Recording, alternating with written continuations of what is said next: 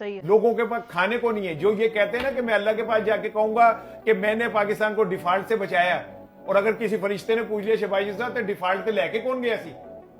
किसने पाकिस्तान के अवाम को, गरीबों को, गरीब 24 करोड़ लोगों को भूखा मारा?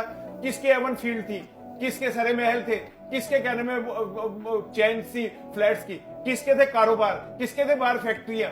अगर किसी फरिश्ते ने पूछ लिया फिर क्या करेंगे आप? सही है। आप अल्लाह को कह रहे हैं कि मैं डिफॉल्ट से मैंने बचाया, तो फिर डिफॉल्ट तक लेके कौन गया था? किसने ये हालात बनाए थे?